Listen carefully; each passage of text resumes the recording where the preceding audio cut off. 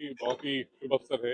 80वां स्वतंत्रता दिवस है। हमारी इंडिपेंडेंस जो है अब इस जनरेशन के हाथ में है, जो जो जिन्होंने आज़ादी के बाद का एरा देखा है। और एक बहुत बड़ा फोकस है पूरे देश भर में इंडिया के डेवलपमेंट को देख करके। साथ साथ चैलेंजेस भी हैं, जो आपने देखा होगा इस साल की शुरुआत में फ्यूल क्राइसिस जो हुई, और उसमें जिस तरह से देश एकजुट होकर, धनबाद मंडल एकजुट होकर के जो फ्यूल डिलीवरी करी है, स्पेशली कोल, क्योंकि इलेक्ट्रिसिटी पे काफ़ी लोड आया है और डिमांड जहाँ पे बढ़ी है उसके उसी के हिसाब से कोयले का ट्रांसपोर्ट उत्पादन दोनों ही बढ़ा है। तो देश ने एक बार फिर दिखाया है कि जो है चैलेंजेस अगर आते भी हैं, कहीं से भी आते हैं, अगर हम एकजुट होकर चलेंगे तो हम उसको भी ओवरकम करेंगे और निरंतर एक प्रगति के पथ पर अग्रसर रहेंगे। उपलब्धियों का नाम जब भी आता है तब तब रेलवे का रोल काफी अहम माना जाता है। क्या कुछ उपलब्धियां हासिल हुई इस दौरान धनबाद रेल डिवीजन को? जो मेरा अभी जो व्यक्तित्व था उसके ऊपर आपने देखा ही होगा कि जो प्राइमरी रोल हमारा रहा है कि हम एक बहुत ही safe, secure, efficient transport system चला रहे हैं। इसमें ना कोई पैसेंजर्स के को किसी तरह से जो है हमें ना भुगतनी पड़े, उनको जो है टाइमली सर्विसेज मिले। और अगर आप इस मुद्दे पे धनबाद डिवीजन का रिकॉर्ड देखेंगे तो 85% या 90% तक हमारी मेल एक्सप्रेस गाड़ियाँ और 50 से 60% जो है पैसेंजर ट्रेन टाइम पे चलती हैं।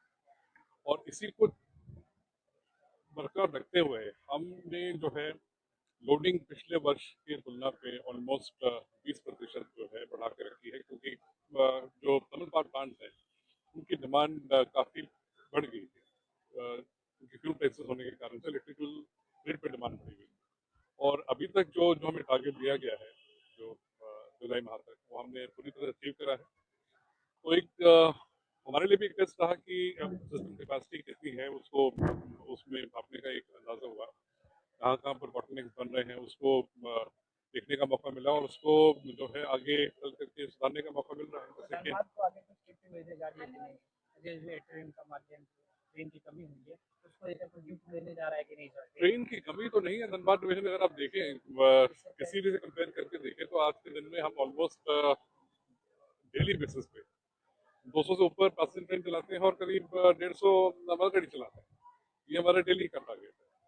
तो ऐसी कमी नहीं है। हाँ, जो कुछ एरियाज ऐसे हैं जहाँ पर अभी हमारे पास स्टेशंस का अभाव रहा है, स्पेशली जो न्यू लाइन्स बनी है, उसमें आगे आते हुए जैसे जैसे मौका मिलेगा, लाइनें अवेलेबल होंगी, बढ़ती रहेंगी। जैसे अभी मीटर जो डेवलपमेंट होने वाला है वो आपका कोडरमा से अरीगड्डा के बीच में डबलिंग है, उससे उस एरिया में काफ़ी जो है एक उत्साह है।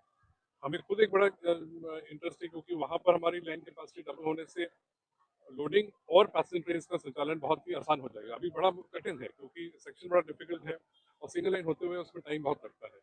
तो वो एक हमारा बॉटलनेक सेक्शन है जिसका ऑलरेडी केंद्र सरकार द्वारा एक डबलिंग का प्रोजेक्ट सैंक्शन है।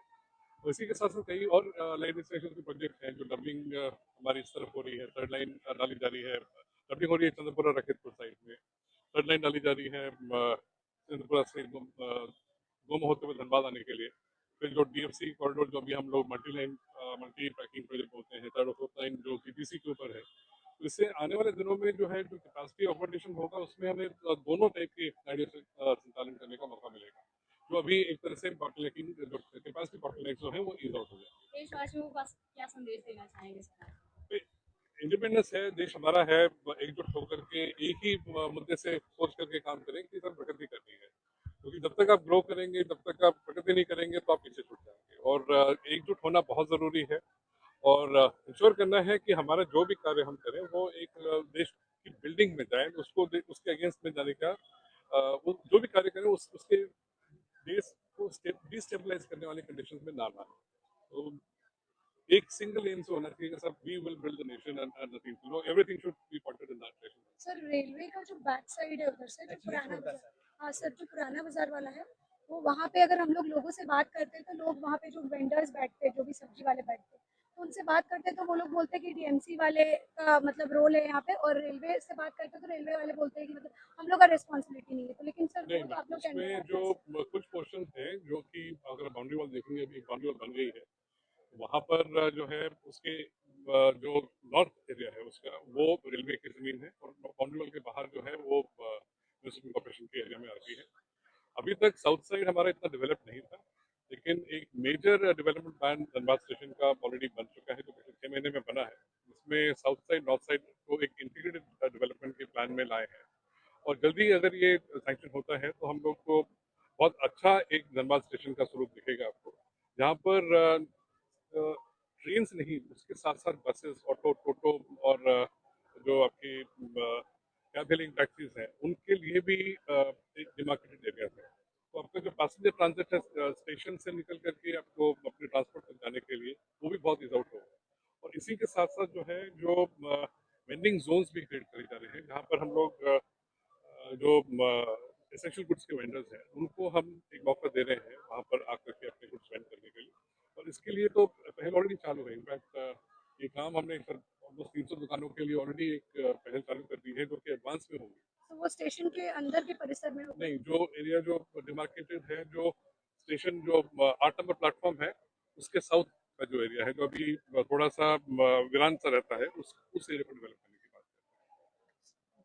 Thank you sir.